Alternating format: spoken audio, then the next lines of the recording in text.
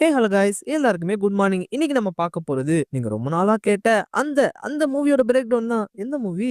அதேதான் டோரேமோனோட 2024ல ரிலீஸ் ஆன த நோபிட்டாஸ் earth symphony. இந்த மூவி ரிலீஸ் ஆயிடுச்சு. அப்புறம் அந்த மூவி போடாம ட்ரெய்லர் போட்டுறீங்கன்னு கேட்டீங்கன்னா, இந்த மூவி ஜப்பான்ல ரிலீஸ் ஆயிடுச்சு. ஆனா அதை நம்ம கையில கிடைச்சு எக்ஸ்பிளைன் பண்ணணும்னா அதுக்கு அது இன்டர்நெட்ல ரிலீஸ் ஆகணும். அதுக்கு இன்னும் கொஞ்ச நாள் ஆகும். மேபி நெக்ஸ்ட் இயர் தான் அந்த மூவி வந்த உடனே கண்டிப்பா நம்ம எக்ஸ்பிளனேஷன்ல சேனல்ல வரும். அது வரைக்கும் வெயிட் பண்ணுங்க. இது வரைக்கும் அதுல ஒரு ட்ரெய்லரையும் ஒரு சாங்கையும் ரிலீஸ் பண்ணிருக்காங்க.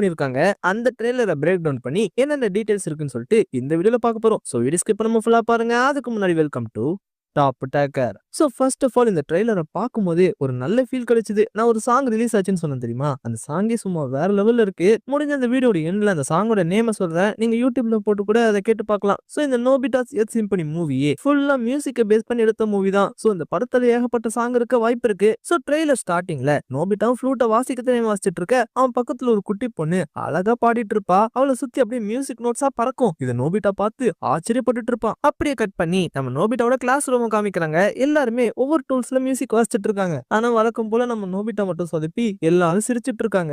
ஜியானா சுனியும் வேற பயங்கரமா கலாச்சிட்டு இருக்காங்க. நோபிட்டா எதுக்குமே உருப்பட மாட்டான் போலே, மியூசிக் கூட வாசிக்க தெரியாதுன்னு சொல்லிட்டு சுனியும் காத்துல ஒரு ரவுண்ட் போட்டு இதுதான்ப்பா நோபிட்டாவோட நோட்ஸ் கலாச்சிட்டு இருப்பாங்க. சார் வேற ஃபர்ஸ்ட் கிளாஸ் இதுக்கப்புறம் மியூசிக் கிளாஸ் தான் சொல்ல எல்லாருமே சந்தோஷப்படுவாங்க நோபிட்டாவை தவிர. இப்ப அடுத்த ஃப்ரேம்ல பார்த்தா நோபிட்டாவோட கையில ஃபியூச்சர் புக் இருக்கு. இது டோரேமானோட டிவைஸ். இத பத்தி உங்களுக்கு தெரியலன்னா சொல்றேன். இந்த ஃபியூச்சர் புக்ல என்ன எழுதினாலும் அப்படியே அது ஃபியூச்சர்ல நடக்கும். எக்ஸாம்பிளுக்கு மியூசிக்கே வேணான்னு சொன்னா அதுக்கப்புறம் உலகத்துல மியூசிக்கே இல்லாம மறைஞ்சு போயிடும். இதை நான் ஒன்னும் எக்ஸாம்பிளுக்காக சொல்ல.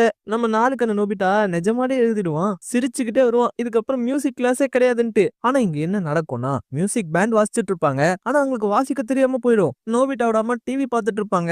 அதுல இருக்கிற மியூசிக் சேனல் மாதிரி காமெடி ஷோ ஓடிட்டு இருக்கும். இந்த டிவிக்கு என்னதாச்சுன்னு சொல்லிட்டு அதை போட்டு தட்டிட்டு இருப்பாங்க. இப்பதான் டோரேமான் சொல்லுவான், அடே நோபிட்டா நீ பண்ண வேலைனால உலகத்துல மியூசிக்கே இல்லாம மறைஞ்சு போச்சுன்னு சொல்ல. என்னது அவ்வளவுதானா?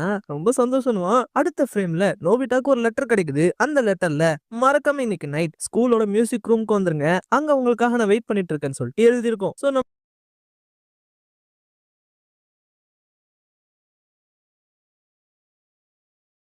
எழுதியிருக்கோம்.